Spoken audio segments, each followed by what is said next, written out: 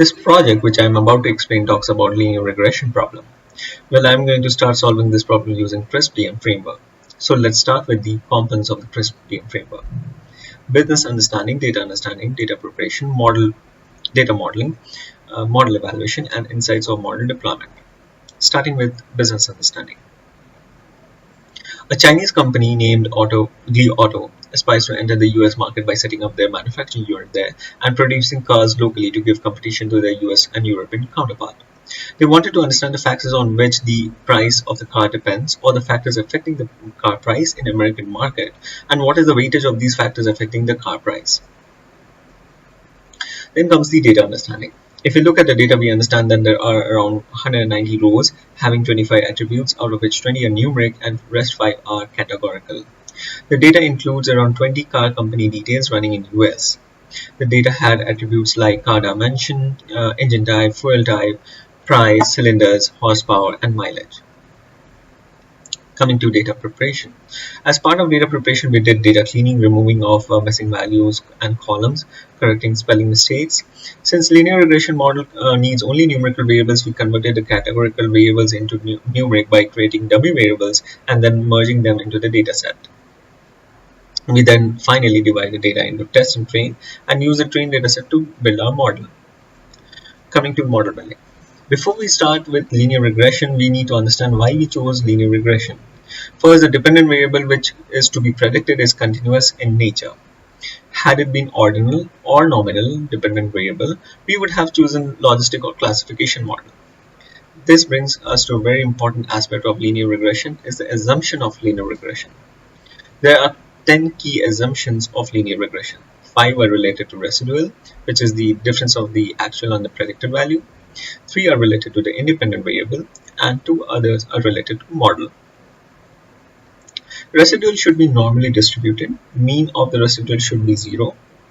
Standard deviation of the residual should be constant, which is also known as homoscedasticity. Residuals should not be correlated to each other, autocorrelation. Residuals should not be correlated to independent variables. Coming to variables, independent variables should not be perfectly correlated to each other, which is multicollinearity. Independent variables should have positive variance. Coming to model, regression model should be correctly specified. Regression model is linear in terms of parameters or beta coefficient and not the variable itself. Next, we choose the relevant coefficients by running the step AIC or mass library. It gives us important variables based on the criteria named alkene information criteria, not the p-value. The variable selection can be done in 3 directions, namely forward, backward, or step by step. In forward, we add each variable and check the AR square or the adjusted R square to find the weightage of it. Whereas in backward, we eliminate one by one based on the p-values. In both directions, we first remove using backward method and then come back to forward method and add variables to see if adjusted R square increased or not. In next step is checking and removing variables based on the multicollinearity. Multicollinearity occurs when the independent variables are related or one's presence overcasts the effect of others. Then it tries to misguide the linear relationship between the independent and the dependent variable. We use the VIF method to remove such high VIF and low significant variables based on the p-values. We continue to remove the variables on VIF until the VIF is all of around 2. And then we continue to remove other variables based on the p-values until we reach a cutoff of around 5%. Once we have the model ready with the relevant variables, we start predicting the value of the dependent variable. Then comes the model evaluation. Post prediction, in order to evaluate a model, we calculate the adjusted R square, which is the squared correlation between predicted value and the actual value.